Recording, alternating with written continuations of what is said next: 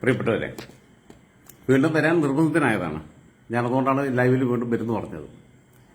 ഇനി യൂട്യൂബിൽ കേൾക്കുന്നവർക്ക് പിന്നെ അത് മനസ്സിലാവില്ല. ഓക്കെ, ലൈവ് ഫേസ്ബുക്കിലാണ് വരുന്നത്. ഫേസ്ബുക്ക് മെല്ലെ ഒഴിവാക്കണം, യൂട്യൂബിലേക്ക് കോൺസെൻട്രേറ്റ് ചെയ്യാൻ കരുതുന്നു. കാരണം അവിടെയാണ് കുറച്ചുകൂടി ഏറ്റവും നന്നായിട്ടുള്ള ഡിസ്കഷൻസ് നടക്കുന്നത്. ഞാൻ നേരത്തെ ഒരു സ്റ്റോറി ഇട്ടപ്പം അവിടെ ഒരാൾ വന്നിട്ട് ഒരു സൈബർ കമ്മിയാണെന്ന് എനിക്ക് മനസ്സിലായി. സൈബർ കമ്മി ഇട്ടിട്ടുള്ള കമന്റുകളാണ്. ആ കമന്റുകൾ ആദ്യം വായിച്ച് കേൾപ്പിക്കാം. ഹരികുമാർ നടുവേലിൽ, ഇതാണ് ഹരികുമാർ നടുവേലിൽ. കാണാൻ കഴിയുമെന്ന് തോന്നുന്നില്ല, കാരണം അതെല്ലാം ഞാൻ പറഞ്ഞല്ലോ, ഈ മിറർ എഫക്റ്റ് വരുന്നതിന്റെ ഭാഗമായിട്ട് നെഗറ്റീവ് ഓർഡറിലേക്ക് കാണുള്ളൂ സാധനം. അദ്ദേഹം എഴുതി, ഞാനിട്ട പോസ്റ്റ് നിങ്ങൾക്കറിയാലോ, ഞാനിട്ട പോസ്റ്റ് എന്ന് പറഞ്ഞു കഴിഞ്ഞാൽ ഇത്രയാണ്. കുടിവെള്ളം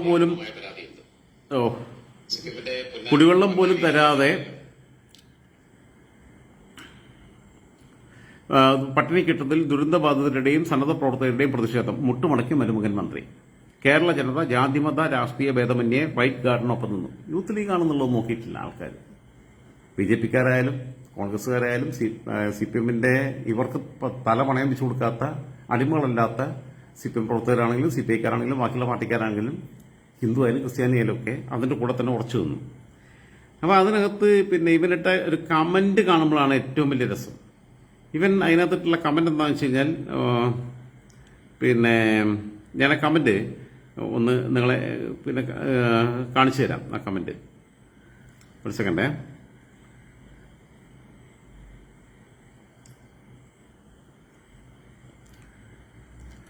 ഒറ്റ മിനിറ്റ്.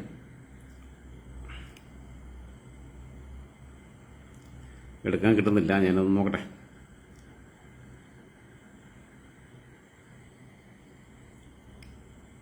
വേണ്ട, ഞാൻ അല്ലാതെ എടുക്കാം.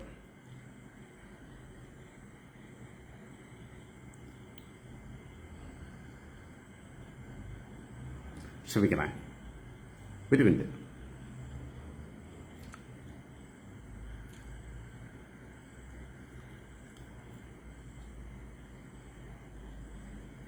ഓക്കെ, ഹരികുമാർ നടുവേലിൽ.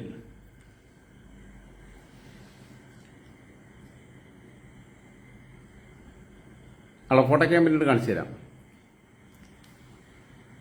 ഇവനെയൊക്കെയാണ് ഈ കേരളം ഭയക്കേണ്ടത്, പ്രകൃതി ദുരന്തത്തെയല്ല. വെടിവെച്ച് ഒന്ന് കളയണം ഇവനെ പോലെയുള്ള നായിന്റെ മക്കളെ. പോസ്റ്റിഡിയിൽ മാത്രമാണ് ഇവന്റെയൊക്കെ വരുമാനം. എന്റേത് മോണിറ്റൈസർ ആയിട്ടുള്ള സംഭവമല്ല. എനിക്കതെങ്ങനെ നടത്തുന്നത് അറിയാണ്ടൊന്നുമല്ല. എനിക്ക് വേണ്ട വരുമാനത്തിന് ഞാൻ ഇന്നിപ്പോൾ സ്മാർട്ട് പിക്സ് ഫീൽഡിൽ പോയിട്ട് വൈകിട്ട് 6:30 ഒരു സ്റ്റുഡിയോ റെഡിയാണെന്ന് പറഞ്ഞാൽ 6 തൊട്ട് 7:30 വരെയുള്ള സമയത്തിനകത്ത് പോയിട്ട് 2 സ്റ്റോറി എടുത്തു. അതിനുള്ള പൈസ എനിക്ക് കിട്ടും, എനിക്ക് ജീവിക്കാനുള്ള പൈസ കിട്ടും എന്നുള്ളതാണ്. കൂലിപ്പണി എടുക്കാനും മടിയില്ലാത്ത ആളാണ്. പക്ഷെ 5 ദിവസം കൂലിപ്പണി എടുക്കുന്ന പൈസ എനിക്ക് അവിടുന്ന് കിട്ടും. അല്ല, 4 ദിവസം കൂലിപ്പണി എടുക്കുന്ന പൈസ എനിക്ക് അവിടുന്ന് കിട്ടും. ഇപ്പോൾ പിന്നെ ഏകദേശം 1000 രൂപയോളം 850 രൂപയോളൊക്കെ പിന്നെ ഇതുണ്ടല്ലോ. 1 മണിക്കൂർ അടുത്ത പരിപാടിയാണ്. 4 കിലോമീറ്റർ ദൂരേ ഉള്ളൂ. ഞാൻ അങ്ങോട്ട് പിന്നെ വണ്ടി ഓടിച്ച് പോയിട്ടാണ് ചെയ്തത്. അപ്പോൾ ഇവനൊന്നും അറിയാതെ പറയാണ്, ഇവനെയൊക്കെയാണ് കേരളം ഭയക്കേണ്ടത്, പ്രകൃതി ദുരന്തത്തെയല്ല. വെടിവെച്ച് കൊന്നു കളയണം ഇവനെ പോലെയുള്ള നായിന്റെ മക്കൾക്ക് പോസ്റ്റിഡിൽ മാത്രമാണ് ഇവന്റെയൊക്കെ വരുമാനം. അപ്പോൾ ഞാൻ മറുപടി കൊടുത്തു. ഹരികുമാർ നടുവേലിൽ ദുരന്തമുഖത്ത് നിന്ന് ഫോട്ടോഷൂട്ട് നടത്തി പോസ്റ്റിട്ട് കളിക്കുന്നത് സച്ചിൻ ദേവും വസീഫും സനോജുമാണ്. DYFയുടെ സംസ്ഥാന സെക്രട്ടറി സനോജ്, പിന്നെ DYFയുടെ സംസ്ഥാന പ്രസിഡന്റ് വസീഫ്, മലപ്പുറത്ത് പിന്നെ ദുരന്തപൂർണമായ തോൽവി ഏറ്റുവാങ്ങിയ വസീഫ്. മറ്റൊന്ന് സച്ചിൻ ദേവ്, ബാലുശ്ശേരി MLA, നമ്മളെ മേയർമ്മയുടെ പിന്നെ കെട്ടിയവൻ. ഒളിച്ചത്തെ കേസ് കൊടുത്തിക്കണേ. അവിടെ അവനെ ഓനെ ഇങ്ങനെ പറഞ്ഞുകൊണ്ടിരിക്കണേ. അവിടെ പോയാണ്ട് ശിരൂരിൽ അർജുന നഷ്ടപ്പെട്ടപ്പോൾ അവിടെ പോയിട്ട് ഫോട്ടോ ഷൂട്ട് നടത്തി, വീഡിയോ ഷൂട്ടൊക്കെ നടത്തി. അപ്പോൾ ഞാനിത് പറഞ്ഞു. അപ്പോൾ ഇവൻ അടുത്ത മറുപടി, ഹരികുമാർ നടുവേലിന്റെ അടുത്ത മറുപടി, രാജൻ ജോസഫ് എന്നെ ടാഗ് ചെയ്തിട്ടാ. അവിടെ എനിക്കിവൻ ആരാന്നറിയില്ല. ഞാൻ ഇവന്റെ പ്രൊഫൈലിൽ പിന്നെ ഇന്ന് പോയിട്ട് നോക്കിയിട്ട് അവിടെ കുറച്ച് ഫോട്ടോസ് കണ്ടുവന്നേ ഉള്ളൂ. ഇവൻ ആരാന്ന് അറിയാൻ വേണ്ടിയിട്ട് ഇതുവരെ പോയിട്ടില്ല. ഞാനിന്നുവരെ അവൻ എന്റെ ശ്രദ്ധപ്പെട്ടിട്ടില്ല. അവൻ എന്റെ ശ്രദ്ധപ്പെട്ടത് എന്റെ കുറ്റമല്ല. അവിടെ പോയവരുടെ എന്തെങ്കിലും ചെയ്തവരുടെ മാത്രമേ ഫോട്ടോ എടുക്കൂ. അല്ലാതെ തന്നെപ്പോലെ സുരക്ഷിത സ്ഥലത്തിരുന്ന് സോഷ്യൽ മീഡിയ വഴി വരുമാനം ഉണ്ടാക്കുന്നവരുടെ ഫോട്ടോ ഒരിക്കലും വരില്ല. വേറെ ഒരു അപരാധമുണ്ട്, ബെന്നി. എല്ലാം ഒരു ജോസഫാണ് എന്നൊരു സമാധാനമുണ്ട്.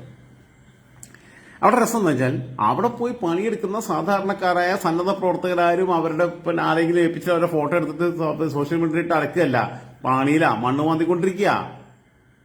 കഴിഞ്ഞ ദിവസം കണ്ടു 3 സഹോദരങ്ങൾ മലപ്പുറത്തു നിന്നുള്ള, റഫീസും പിന്നെ അവന്റെ പേര് മാത്രമേ ഓർമ്മയുള്ളൂ, മറ്റുള്ളവരുടെ പേര് ഓർമ്മയില്ല. മല കയറി ബോഡി തെരഞ്ഞു പോയിട്ട് അവസാനം കാട്ടിക്കുടുങ്ങിയത് പാറക്കെട്ടിനിടയിൽ. ഇങ്ങനെയുള്ള മനുഷ്യരോടെ പണിയെടുക്കുക. അപ്പൊ ഇവന്മാരവിടെ പോയിട്ട് പിന്നെ തുണിയിൽ ഒരു ചെളിയാവാതെ നിന്നിട്ട് പിന്നെ ബേലിപ്പാലത്തിന് മുമ്പിൽ നിന്ന് ഫോട്ടോ എടുത്ത് ന്യായീകരിക്കുക. പക്ഷെ അവന്റെ അവസാനത്തെ വാക്കിന് ഞാൻ നല്ല മറുപടി കൊടുത്തു. വേറെ പിന്നെ സോഷ്യൽ മീഡിയ വഴി വരുമാനം ഉണ്ടാക്കുന്നത്, ഞാൻ ഈ സോഷ്യൽ മീഡിയ വഴി വരുമാനം ഉണ്ടാക്കുന്നില്ല. സോഷ്യൽ മീഡിയ വഴി ഞാൻ എനിക്ക് ജീവിക്കാനുള്ള മാർഗ്ഗം ഞാൻ പല പിന്നെ സ്ഥാപനങ്ങൾക്ക് വേണ്ടിയിട്ട് സ്റ്റോറികൾ ചെയ്യാറുണ്ട്. അവരെ പേയ്മെന്റ് തരാറുണ്ട്. കൃത്യമായിട്ട് പേയ്മെന്റ് പറഞ്ഞ് മേടിച്ചിട്ട് തന്നെ ചെയ്യാറുള്ളൂ. അല്ലാതെ ചെയ്യുന്നതുമുണ്ട് ചിലത്.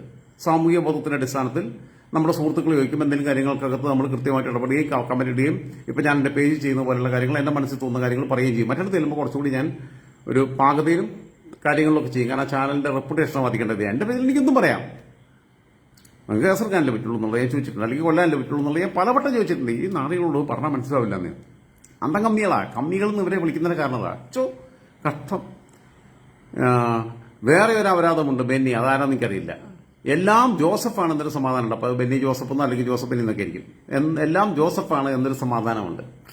ഇവർ നേരെ വാലിൽ കയറി പിടിച്ചു, മതത്തിൽ കയറി പിടിച്ചു. ഓക്കെ, അതിന് ഞാൻ കൊടുത്ത മറുപടിയും കൂടി നിങ്ങളെ കേൾപ്പിക്കാം. കാണാൻ പറ്റുന്നുണ്ടോന്ന് അറിയില്ല, വായിക്കാൻ പറ്റില്ല. It's not readable. ഓക്കെ, ഞാൻ കൊടുത്ത മറുപടി ഇങ്ങനെ: എല്ലാം ജോസഫാണെന്നൊരു സമാധാനം ഉണ്ടെന്നാണ്. അപ്പം ഹരികുമാർ നെടുവേലിൽ കൂടെ നിൽക്കുന്നവരെ കൊന്നുകളയുന്ന കൊന്നുകളഞ്ഞ കമ്മികളുടെ തലതൊട്ടപ്പനായ സ്റ്റാലിന്റെ മുഴുവൻ പേരും ജോസഫ് സ്റ്റാലിൻ എന്നായിരുന്നു. കൂടെ നിന്ന സഖാക്കളെ കൊന്ന സ്റ്റാലിന്റെ മുഴുവൻ പേര് ജോസഫ് സ്റ്റാലിൻ എന്നായിരുന്നു. ലോകം കണ്ട ഏറ്റവും ക്രൂരനായ ഭരണാധികാരി. അഡോൾഫ് ഹിറ്റ്ലറെ പോലെയും ജർമ്മനിയിലെ അഡോൾഫ് ഹിറ്റ്ലറെ പോലെയും നാസിസത്തിന്റെ വക്താവ്, ഫാസിസത്തിന്റെ വക്താവായിട്ടുള്ള ഇറ്റലിയിലെ മുസോളിനിയെ പോലെയും ലോകം കണ്ട ഏറ്റവും ക്രൂരനായ ഭരണാധികാരി. അവർ കൂടെ നിൽക്കുന്നവരെ കൊന്നിട്ടില്ല. ഉത്തര കൊറിയയിലെ കിമ്മും കൂടെ നിൽക്കുന്നവരെ അങ്ങനെ കൊല്ലുന്നു. അമ്മാവനെ പട്ടിക്കിട്ട് കൊടുത്തു. അമ്മാവൻ ഭീഷണി ആവുന്നുണ്ടപ്പം ഉത്തര കൊറിയയിലെ കിമ്മു ചെയ്തിട്ടുണ്ട്. ഉത്തര കൊറിയയിലെ കിമ്മുമായിട്ട് പിന്നെ താരതമ്യം ചെയ്യാൻ പറ്റുന്ന ലോകത്തെ ഏറ്റവും ക്രൂരനായ ഭരണാധികാരി ആരാന്ന് വെച്ച് കഴിഞ്ഞാൽ അത് ജോസഫ് സ്റ്റാലിനാ. അവനുണ്ട് ജോസഫ് എന്ന് പേരേ. അത് ഈ പൊട്ടൻ അറിയില്ല. കമ്മികൾക്ക് ബോധമില്ല, ചരിത്രബോധമില്ല. അല്ലെങ്കിൽ ജോസഫ് എന്നുള്ള പേര് പിടിച്ചിട്ട് എന്റെ അടുത്ത് വെറുതെ ചുമ്മാ ഇങ്ങനെ വന്നിട്ട് വായിക്കാത്ത വിരലിട്ട് കഴിപ്പിക്കാൻ നിൽക്കുമാർക്ക് ബുദ്ധി ഉണ്ടെങ്കിൽ. ഇവൻ ജോസഫ് എന്നുള്ള പേര് പിടിച്ച് ഞാനതേ ജോസഫ് തിരിച്ചു കൊടുത്തു. ഞാൻ പറഞ്ഞു എല്ലാവരുടെയും പേര് ജോസഫ് എന്നാണെന്ന് സമാധാനം. എല്ലാ അപരാധങ്ങളുടെയും അപരാധം എന്നാ പറയണേ, തനി തെറിയ പറയണേ, പച്ചമലർത്ത്. ഞാനിപ്പോൾ തെറി പറയില്ല എന്നുള്ളത് ഞാൻ ഈ സഖാക്കൾക്ക് പ്രോമിസ് ചെയ്തുകൊണ്ട് കഴിഞ്ഞ സ്റ്റോറി പറഞ്ഞ പോലെ ആയതുകൊണ്ട് ഞാൻ തെറി പറയില്ല. ഇനിയിപ്പോൾ കുറച്ച് പരമാവധി ഞാൻ അറിയില്ല കേട്ടോ, അറിയാതെ അങ്ങനെ പറഞ്ഞു പോകുന്നറിയില്ല. അൺപാർലമെന്ററി ചിലപ്പോൾ അറിയാം. ഇവനൊക്കെ പറയുമ്പോൾ അങ്ങനെ പറയാൻ തോന്നും. വേണ്ടെന്ന് വെച്ചു എന്തിനാണ്. അപ്പൊ ഇവർ ജോസഫ് എന്നുള്ള പേര് കയറി പിടിക്കുമ്പം സ്റ്റാലിന്റെ തന്തയുടെ പേരും ജോസഫ് ആയിരുന്നു. ജോസഫിന്റെ എന്റെ പപ്പയുടെ പേരും ജോസഫാണ്, സ്റ്റാലിന്റെ പിന്നെ പപ്പയുടെ പേരും ജോസഫാ. അയാളും ജോസഫിന്റെ മോനാ, ഞാനും ജോസഫിന്റെ മോനാ. പിന്നെ ഈ ബെന്നി ആരാന്ന് എനിക്കറിയില്ല. ബെന്നി ജോസഫ് എന്നോ അല്ലെങ്കിൽ ജോസഫ് ബെന്നി എനിക്കറിയില്ല. എനിക്ക് ഒരു പരിചയമില്ലാത്ത ആളാ. അപ്പൊ ഇവര് ജോസഫ് എന്നുള്ള പേര് പറഞ്ഞു പിടിക്കുമ്പം ഇവര് ഈ സ്റ്റാലിനിസമാണല്ലോ നടപ്പിലാക്കണേ. ജോസഫിന്റെ പ്രിയപുത്രൻ സ്റ്റാലിൻ നടപ്പിലാക്കിയ അതേ പരിപാടികളാണല്ലോ ചെയ്യണത്. ഈ ചുമ്മാ അല്ലേ ഇവന്മാരെ കമ്മികളെന്ന് വിളിക്കുന്നത്. ഞാനും സഖാവാന്നേ. അവിടെ എനിക്ക് വലിയ വിഷമം തോന്നാറുണ്ട്. ഇവര് ഇങ്ങനെ കൊണ്ടൊന്ന് നാശാക്കി കളയാന്നുള്ളത്. പൊട്ടന്മാര് ചുമ്മാ കിടന്ന് ചോദിച്ചു മേടിക്കുക. ഇനി അയാൾക്ക് ഇന്ന് ഞാൻ പിന്നെ ഒരു പോസ്റ്റ് ഇട്ടിരുന്നു, അയാൾക്ക് ഇനിയിപ്പോൾ ഇന്ന് രാത്രി ഡിന്നർ കഴിക്കേണ്ട ആവശ്യമില്ല, നാളെ രാവിലെ ബ്രേക്ക്ഫാസ്റ്റിന്റെ ആവശ്യമില്ല, നാളെ ഉച്ചയ്ക്ക് പിന്നെ ലഞ്ചിന്റെ ആവശ്യമില്ല, വൈകുന്നേരം വേണമെങ്കിൽ ഒത്തിരി കഞ്ഞി കുടിക്കുക. കാരണം വെച്ചാൽ അത്യാവശ്യം വൈകുന്നേരം വരെ പോകാനുള്ളതൊക്കെ വയറിറച്ചി ഞാൻ കമന്റിൽ കൂടെ കൊടുത്തിട്ടുണ്ട്. കമ്മികൾക്ക് അങ്ങനെ കൊടുക്കൽ തന്നെ നമ്മളെ പരിപാടി. പിന്നെ ഞാൻ നേരത്തെ കഴിഞ്ഞ സ്റ്റോറിക്കകത്ത് ഞാൻ പറഞ്ഞിരുന്നു, ഈ ഇവന്മാരെ ഈ പിന്നെ ഇവിടെ പോയിട്ട് മനുഷ്യനെ പട്ടിണിക്കിടും ചെയ്യാം. എന്നിട്ട് മുരുകൻ കാട്ടാക്കാട്ടൊരു കവിതയുണ്ട്. കവിത എനിക്ക് ഒന്നും കാണാൻ പഠിച്ചിട്ടൊന്നുമില്ല. മുരുകൻ കാട്ടാക്കാട്ടെ എനിക്ക് വലിയ താല്പര്യമില്ലാത്തതുകൊണ്ട് പിന്നീട് ഞാൻ വല്ലാതെ ഫോളോ ചെയ്യായിരുന്നു. മറ്റേ ഇദ്ദേഹത്തിന്റെ പിന്നെ ഈ മദ്യത്തിനടിമകളായിട്ട് പോകുന്നതിനെ കുറിച്ചുള്ള ഒരു കവിത ഉണ്ടായിരുന്നല്ലോ, കണ്ണടകൾ വേണം എന്നുള്ള ആ പാട്ട്, ആ കവിത, അങ്ങനെയുള്ള കുറെ സാധനങ്ങളൊക്കെ എനിക്ക് ഇഷ്ടമായിരുന്നു. പക്ഷേ ഇയാളെ 2013 ഞാൻ 2012 തൊട്ട് ടിപ്പിയുടെ കുടുംബത്തിന് ശേഷമൊക്കെ അതിനു മുമ്പേ പാർട്ടിയായിട്ട് നിർത്താണ്. 2005 തൊട്ട് പാർട്ടിക്കെതിരെയാണ്. 2012 ടിപ്പിയുടെ കുടുംബത്തിന് ശേഷം ഏറ്റവും രൂക്ഷമായിട്ട് ഞാൻ സ്ട്രോങ് ആയിട്ട് ഇടപെട്ടു. പക്ഷെ എന്നാലും എന്റെ നാട്ടിലുള്ള ആൾക്കാർക്ക് എന്നോട് സ്നേഹപൂർവ്വം നാട്ടിൽ 2013 പിന്നെ ഡിവൈഎഫിയുടെ ബ്ലോക്ക് പഠന ക്യാമ്പുമായിട്ട് ബന്ധപ്പെട്ട് ഡിവൈഎഫിക്കാർ സഖാക്കളെ എന്നോട് കോൺടാക്ട് ചെയ്തു. ആരെങ്കിലും സംഘടിപ്പിച്ചു തരുമോ, മുരുകാൻ കാട്ടാക്കടയും സൈമൺ മുട്ടയും സംഘടിപ്പിച്ചു തരുമെന്ന് ചോദിച്ചു. ഇവരുമായിട്ട് എനിക്ക് ബന്ധമുണ്ട്. ഡൗൺ ലെവലിലുള്ള പാവങ്ങളാണെന്നേ, ബേസിക്കലി കമ്മികളാണെന്നുള്ള കുഴപ്പമില്ല, ബുദ്ധി കുറവുണ്ടെന്നുള്ളൂ. ഇറ്റങ്ങൾ പാവങ്ങളാ. അവരെ പറ്റിച്ചാണ് ഈ പിന്നെ ഇവന്മാരെ പൊട്ടന്മാരാക്കിയിട്ടാണ് മറ്റവന്മാർ ജീവിക്കുന്നത്. നാളെ വിപ്ലവം ഉണ്ടാവും. നാളെ ഉണ്ടായിട്ടില്ലെങ്കിലും മറ്റന്നാൾ ഉച്ചയ്ക്ക് 12 മണിക്ക് വിപ്ലവം ഉണ്ടാവും. ഇവിടെ തൊഴിലാളി വർഗ സർവാധിപത്യം സ്ഥാപിക്കപ്പെടും. ഏത് കിയാമനാൾ വരെ ഉണ്ടാവാൻ പോകാത്ത സംഭവമാണ്. അപ്പം ജയന്ത് ഫേസ്ബുക്കിൽ കമന്റ് എഴുതിയിരിക്കുന്നു, നീ ആരാ, ഇന്ത്യൻ പ്രൈം മിനിസ്റ്റർ ആണോ? പോടാവളെ, ഇന്ത്യൻ പ്രൈം മിനിസ്റ്ററെ പോലും നിങ്ങൾ അംഗീകരിക്കില്ലല്ലോ, പിന്നെ ഇപ്പൊ നിങ്ങളെന്താ? അതുകൊണ്ടാണ് കേരളം CM-നെ നമ്മളും അംഗീകരിക്കാത്തത്. ആരെയും അംഗീകരിക്കേണ്ട ആവശ്യമില്ലെന്ന്. ആരും അങ്ങോട്ട് എന്താ ഇന്ത്യൻ പ്രൈം മിനിസ്റ്റർ നരേന്ദ്രമോദി എന്താ എന്റെ വാപ്പയോ? കാരണം എന്താ എന്റെ വാപ്പയോ? PTA കരീം കട്ടിലങ്ങാടി ചോദ്യങ്ങൾ ചോദിക്കരുത്. എല്ലാവരും അതന്നെ എല്ലാവരും ന്യായീകരണ തൊഴിലാളികളാണോ? അതിനൊക്കെ അവർക്ക് പറ്റുന്നത് നോക്കിയാൽ മതി. ഇന്ന കിട്ടൂല ഓലെ കൊണ്ട്. മനുഷ്യനാകണം ഉയർച്ച താഴ്ചകൾക്കതീതമായ സ്നേഹമേ, നിനക്കു ഞങ്ങൾ പേരിടുന്നതാണ് മാർക്സിസം. പിന്നെ പറയണ വരികളൊക്കെ കേട്ടുകഴിഞ്ഞാൽ ചിരിയാ. കൊന്നു ഞങ്ങളെ കൊന്നു തള്ളിടാം, എങ്കിലെന്തു തോൽക്കുകില്ലതാണ് മാർക്സിസം. തോൽക്കുകില്ല തോറ്റുവെങ്കിലില്ല മാർക്സിസം. മാറ്റമെന്ന മാറ്റമേ നേർവഴിക്കു മാറണം. മാറ്റമില്ലാത്തത് മാറ്റത്തിന് മാത്രമെന്ന് കാർൾ മാർക്സ് പറഞ്ഞിട്ടുണ്ട്. മതം രോമത്തിന്റെ കഥയാണെന്ന് കാർൾ മാർക്സ് പറഞ്ഞിട്ടുണ്ട്. ഇവന്മാരെന്താ കാണിക്കണേ? മതസമുദായിക സംഘടനകളെ പീഡിപ്പിച്ചിരിക്കുക. മാറ്റില്ലാത്തത് മാറ്റത്തിനാണെന്നുള്ളത്. ഞങ്ങൾ മാറൂല, ഇതെന്റെ ശൈലിയാണ്, ശൈലി മാറ്റം സാധ്യമല്ല. ശൈലിയൊക്കെ മാറ്റുന്നേ. പിന്നെ ഇതിനകത്ത് കഴിവിനൊത്ത് പണിയണം, ചിലവിനൊത്തെടുക്കണം, മിച്ചമുള്ളതോ പകുത്തു പങ്കുവെക്കണം. തോൽക്കുകില്ല തോറ്റുവെങ്കിലില്ല മാർക്സിസം. തോക്കൂലാന്ന്. ഇവര് മാർക്സിസം ഒന്നുമില്ല. മാർക്സിയൻ ഐഡിയോളജിയോടൊക്കെ എനിക്ക് കുറെ താല്പര്യമുണ്ട്. കമ്മ്യൂണിസ്റ്റ് ഐഡിയോളജിയോട് ഞാൻ അതിനോട് ചേർന്ന് നിൽക്കുന്നത്. എന്റെ പൊളിറ്റിക്കൽ ഐഡിയോളജി അത് തന്നെയാണ്. പക്ഷെ അത് ഇന്ത്യയിൽ ഇംപ്ലിമെന്റ് ചെയ്യേണ്ട സാധനമല്ല. ഫ്രഞ്ച് വിപ്ലവത്തിന്റെ കാലത്തും ബാക്കിയുള്ള കാലത്തും യൂറോപ്പിൽ നടന്നിട്ടുള്ള തൊഴിലാളി വർഗ കലാപങ്ങളുടെ കാലത്തും യൂറോപ്യൻ കോണ്ടക്സ്റ്റിൽ എഴുതിയിട്ടുള്ള, അതും 150 കൊല്ലം മുമ്പ് എഴുതിയിട്ടുള്ള, അതും മൂലം രണ്ടാളും കൂടി മാർക്സ് എംഗൽസുമാരെ ഏറ്റവും നല്ല നമ്മളെ മട്ടാഞ്ചേരി മാർട്ടിൻ പറഞ്ഞ മാതിരി ചീര കഴിക്കാറില്ല ചോദിച്ച മാതിരി ഏറ്റവും ഈ ഔഷധ ഗുണമുള്ള കഞ്ചാവ് വലിച്ചിങ്ങനെ ഇരുന്നപ്പം ഈ പുക ഇങ്ങനെ പോയപ്പോൾ പോലെ തലേന്റെ ഉള്ളിൽ തോന്നിയ ബുദ്ധിയുടെ ഒരു തോന്നലിന്റെ ഭാഗമായിട്ട് എഴുതിയ പുസ്തകമാണ്. അതാണ് ഈ കിതാബ്. കമ്മ്യൂണിസ്റ്റ് മാനിഫെസ്റ്റോ മൂലധനം എന്നൊക്കെ പറയണത്. ഇവർക്ക് മൂലം അറിയാം, ധനം അറിയാം. മൂലധനം എന്താണെന്ന് അറിയില്ല. ദസ് ക്യാപിറ്റൽ എന്താണെന്ന് ഇവർക്ക് അറിയില്ല. വായിച്ചവരെ എനിക്ക് തോന്നുന്നത് ആകെ 1-2 ഉണ്ടാവുള്ളൂ. ആകെ CPM നോക്കിക്കഴിഞ്ഞാൽ. അപ്പൊ ഇതാണ് പോലെ കഥ. അപ്പൊ എന്താ വെച്ചാൽ അതിനോട് താല്പര്യമൊക്കെ ഉണ്ട്. പക്ഷെ അത് ആപ്ലിക്കബിൾ അല്ലാത്തൊരു സ്ഥലത്ത് കൊണ്ടുവന്നിട്ട് ഇംപ്ലിമെന്റ് ചെയ്യുമ്പോൾ ഉണ്ടാവുന്ന സ്ഥലം, ഇവിടെ കൊണ്ടുവന്ന് അപ്ലൈ ചെയ്യുമ്പോൾ ഉണ്ടാവുന്ന ഒരു കുഴപ്പമുണ്ട്. മുഹമ്മദ് സാദത്ത് കുന്നത്ത് ഇപ്പൊ പാടാൻ പറ്റിയ പാട്ടാണ്. കാരമുദ്രനെ കുറിച്ച് എന്തെങ്കിലും പാട്ടുണ്ടെങ്കിൽ പഠിക്കളെ. മൂഞ്ചിപ്പോയി നമ്മളാകെ മൂഞ്ചിപ്പോയി എന്നൊക്കെ പറഞ്ഞിട്ട് വല്ല മാപ്പിളപ്പാട്ടിന്റെ സ്ലോങ്ങിലൊന്നും ഉണ്ടായിക്കോ. കാരണം അതാണ് ഇപ്പൊ വയനാട്ടിൽ നടന്നത്. ഈ ചങ്ങായി പുറത്തമിട്ട് പോയി മരുമോൻ മന്ത്രി.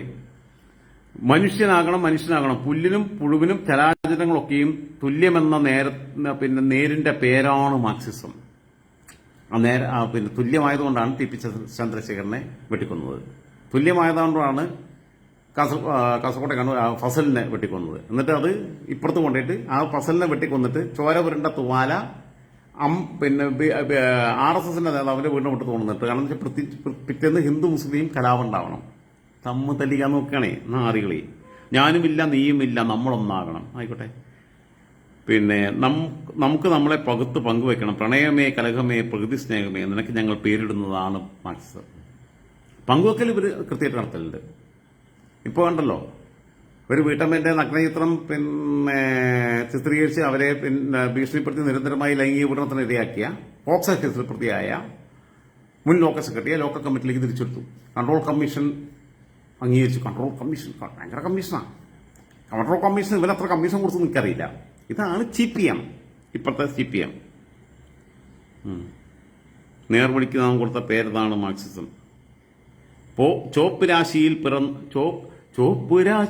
പിറന്ന സൂര്യ തേജസേ, അസ്തമിക്കയില്ല എന്നും നിത്യതാരകേ, മനുഷ്യ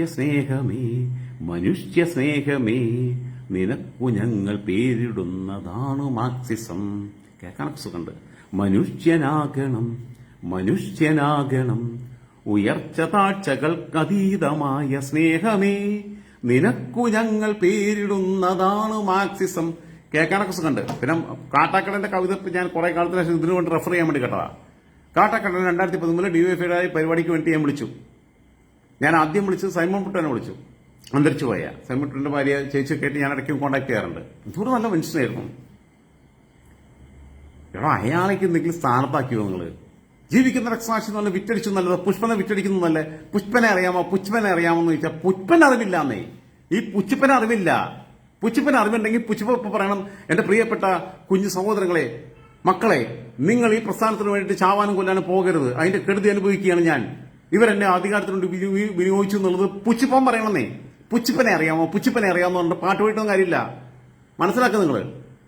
ജീവിക്കുന്ന രക്തസാക്ഷി സൈമൺ പുട്ട എങ്ങനെയാ എത്ര കത്തോളം ദ്രോഹിച്ചിട്ടെന്നറിയോ? സൈമൺ പുട്ടയുടെ ഭാര്യയുടെ അടുത്ത് അപമര്യാദയായിട്ട് പെരുമാറാൻ ശ്രമിച്ച ആൾക്കാരുണ്ട്. ഇവർക്ക് എന്താ പറയണത്? ഞാൻ അൺപാർലമെന്ററി പറയാത്തത് ബഷീർ എന്നോട് അൺഫ്രണ്ട് ചെയ്ത് പോയതുകൊണ്ട് എന്നോട് ചില സഖാക്കൾ വിളിച്ച് പറഞ്ഞുകൊണ്ടാ. ഇല്ലാന്നുണ്ടെങ്കിൽ ഇപ്പൊ പറയേണ്ടത് എനിക്ക് പറയേണ്ട വാക്കുകളൊക്കെ അറിയാം. എന്നിട്ട് ജീവിക്കുന്ന രക്ഷാട്ടി ഇവര് മാർക്കറ്റ് ചെയ്യുക. എന്നിട്ട് അവരടുത്ത് വേറെ ഫേവർ ചോദിക്കുക. ഇവരെ വെച്ചിട്ട് പൈസ ഉണ്ടാക്കുക. ഇവരെ വെച്ചിട്ട് അധികാരം നേടുക. കൊന്നവനായിട്ട് സന്ധ്യ ചെയ്യുക. വൃത്തിയിട്ടവന്മാര്. ഇതൊക്കെ ബോധമില്ലാതെ കുറെ എണ്ണം ഇതിനകത്ത് കിടന്ന് ഇപ്പോഴും ചെയ്തുകൊണ്ടിരിക്കുക. ഈ പ്രസ്ഥാനം തകർന്നു നന്നാവാനുണ്ട്. ഇനി ഞാൻ പറഞ്ഞ ഈ കമ്മ്യൂണിസ്റ്റ് താല്പര്യമുണ്ടെന്ന് പറഞ്ഞില്ലേ? പക്ഷെ മാർക്സ് ഏംഗൽസ് എന്തോ 150 കൊല്ലം 200 കൊല്ലം മുമ്പ് എഴുതിയിട്ടുള്ള കിതാബൊക്കെ കൊണ്ടാൽ ഇപ്പൊ ഇവിടെ കൊണ്ടുവന്ന് ഇംപ്ലിമെന്റ് ചെയ്യണമെന്ന് പറഞ്ഞു കഴിഞ്ഞാൽ നടക്കുവോ? അന്നത്തെ അവിടുത്തെ തൊഴിലാളികളുടെ അവസ്ഥയല്ല ഇന്ത്യയിലെ തൊഴിലാളികളുടെ. ഇന്ത്യയിലെ ജാതീയത അവിടെ ഉണ്ടായിരുന്നില്ല. ഒന്ന്, ക്ലാസ് പൊളിറ്റിക്സ് എന്ന് പറയുമ്പോൾ ഇന്ത്യയിലെ ക്ലാസ് പൊളിറ്റിക്സിന്റെ സ്ട്രക്ചർ വേറെയായിരുന്നു. അവിടുത്തെ ക്ലാസ് പൊളിറ്റിക്സിന്റെ സ്ട്രക്ചർ വേറെയായിരുന്നു. എന്നിട്ട് ഇനി വേണ്ട, അത് ഇവിടെ ഇംപ്ലിമെന്റ് ചെയ്യുകയാണെങ്കിൽ അത് കൃത്യമായിട്ട് ഇംപ്ലിമെന്റ് ചെയ്തിട്ടുണ്ട് അവര്. സാധാരണക്കാരൻ എന്തെങ്കിലും കാര്യങ്ങൾ ഇതാ ഞാൻ പറഞ്ഞല്ലോ. ഇവിടെ സാധാരണക്കാരന്റെ എന്താ പറയാ, ആഡംബര കാർ മേടിക്കാൻ പറ്റാത്ത സൈക്കിൾ മേടിച്ചിട്ട് കുട്ടികളെ സ്കൂളിൽ വിടാൻ ഇരിക്കാൻ ഓട്ടോറിക്ഷയ്ക്ക് പൈസ കൊടുക്കാൻ ഇല്ലാത്തതുകൊണ്ട് ആ സൈക്കിളിന് വലിയ ടാക്സ് അല്ലേ? എന്നാൽ പിന്നെ സാധാരണക്കാരനോടോ ടാക്സ് കുറച്ച് ഫ്രീ ആയിട്ട് കൊടുക്കുക. നിങ്ങളൊരു വരയൊക്കെ വെച്ചിട്ടുണ്ടല്ലോ, ദാരിദ്ര്യ രേഖ മേലെ താഴെന്നൊക്കെ പറഞ്ഞിട്ട്. നിങ്ങളെ ഫണ്ട് മുഴുവൻ എവിടെ നിന്നാ വരണേ? നിങ്ങളെല്ലാം സൂഹിക്കല്ലേ?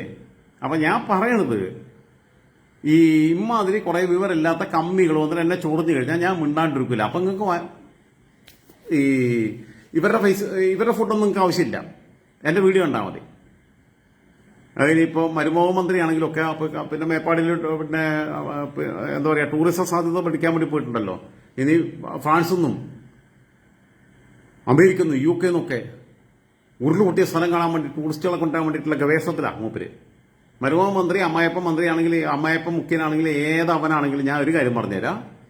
എന്റെ അടുത്ത് ചൊറിയാൻ നിങ്ങളെ സഖാക്കളെ വിടണ്ട. ചൊറിയാൻ വന്നു കഴിഞ്ഞാൽ ഉള്ള പ്രശ്നം എന്ന് വെച്ചാൽ നിങ്ങൾക്ക് ആൽഫാം കഴിക്കാനും കുഴിമന്തി കഴിക്കാനും ബിരിയാണി കഴിക്കാനും നിങ്ങൾക്ക് 5 കോഴ്സ് തിന്നത് കഴിക്കാനും ഒന്നും അവസരം കിട്ടില്ല. കാരണം വെച്ചാൽ നിങ്ങൾക്ക് പിന്നെ അതിന് മുമ്പേ വയറ് നിറയും. അതിനുള്ളത് ഞാൻ തന്നിരിക്കും. ഞാൻ നിങ്ങൾക്ക് ആവശ്യമുള്ള വിഭവങ്ങൾ ഇങ്ങനെ ഫേസ്ബുക്കിലൂടെയും യൂട്യൂബിലൂടെയും വിളമ്പിക്കൊണ്ടേയിരിക്കും. പിന്നെ നിങ്ങൾക്ക് ഭക്ഷണം കഴിക്കാൻ കഴിയില്ല. സത്യമാണ്. Good night.